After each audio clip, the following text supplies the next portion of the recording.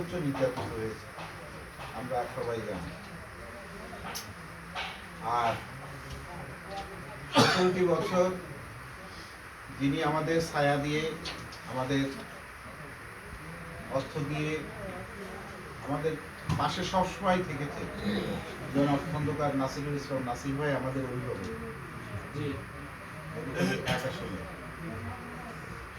26 তারিখে যে জনসভা হবে, এই জনসভা আমরা মধুখালী উপজেলা বিএনপি, পৌর বিএনপি তার সকল অঙ্গ সংগঠন উদ্যোগ কিন্তু আমরা নিয়েছি। কারণ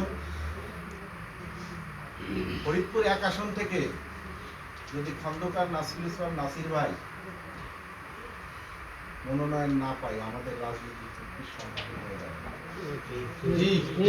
কারণ আজকে যারা বিএনপি নমিনেশন চাচ্ছে, এদের 17টি বছর আমরা কিন্তু কেউ খুঁজে পাইনি। আমাদের আপদ বিপদে তো পাশে, কোনো একটা আন্দোলন সংগ্রামে, কোনো মিছিল মিটিংয়ে এরা কিন্তু কেউ কোনোদিন আমাদের পাশে আসে না, এরা কিন্তু থাকে না। ঠিক।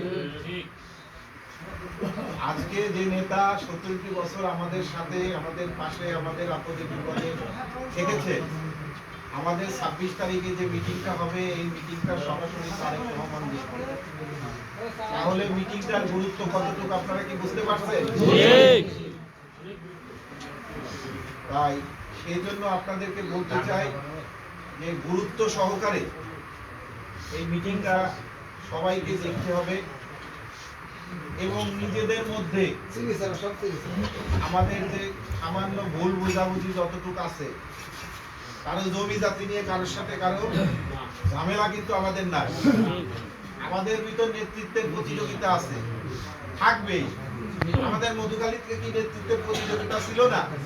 কিন্তু আপনারা কি কখনো দেখেছেন যে আমরা এই যে যারা আছি, আমরা কেউ আলাদা আলাদা বসেছি? আমরা কিন্তু আলাদা আলাদা বসি, আমরা জাতীয় স্বার্থে সবাই এক।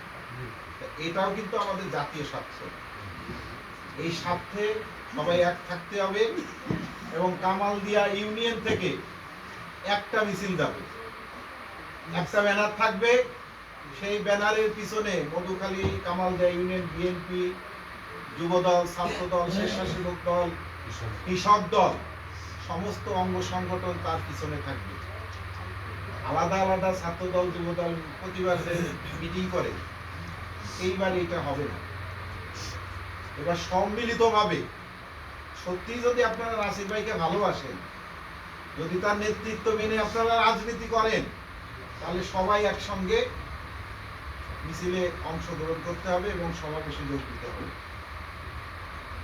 এই জন্য আপনারা যারা ইউনিয়নের নেতৃত্ব আছেন, আপনারা এই ইউনিয়ন থেকে সর্বোচ্চ লোক কিভাবে নিয়ে যাওয়া যায়, আমরা এবার আপনাদের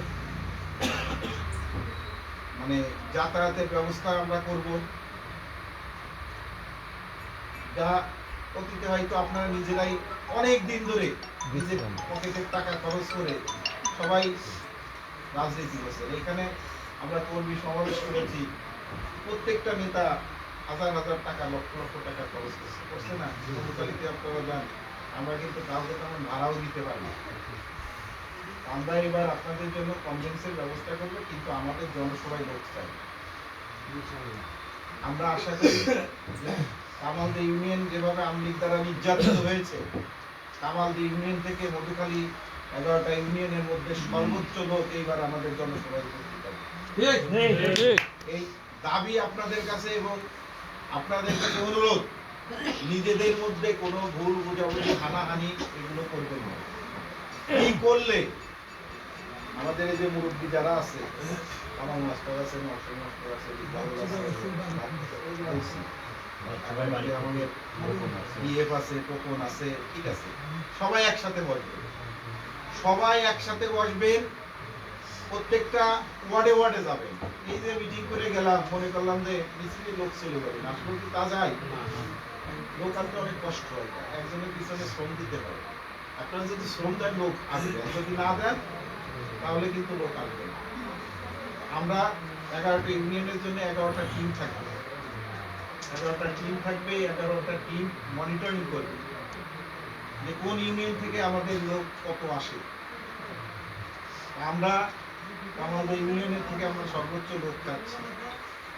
আপনারা এই 2-3 দিন যে সময় আমাদের আছে, সবাই একসাথে আপনারা এক এক ওয়ার্ডে যাবেন, দাওয়াত দেবেন, কিভাবে তাদেরকে নিয়ে যাবেন, কোথায় যায় এক জায়গা হবে, এক জায়গায় আপনারা জনসভায় মিছিল নিয়ে যাবেন, পরিকল্পনা করবেন।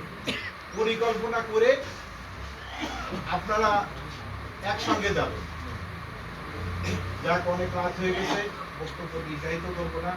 এখন আপনাদের কি করলে বা আপনারা কিভাবে একসাথে সবাই যেতে পারেন, নিজেদের মধ্যে যদি ভুল বোঝাবুঝি থাকে সেটাও আমাদেরকে বলতে পারেন, আমরা সেটা সমাধান করার চেষ্টা করব। এই কথা বলে এবং 26 তারিখে সবাইকে আমাদের জনসভায় আসার উদাত্ত আহ্বান রেখে আমি আমার বক্তব্য শেষ করছি। এখন ইউনিয়ন থেকে নেতৃবৃন্দ যারা আছেন আপনারা কিছু বলেন, আমরা শুনবো।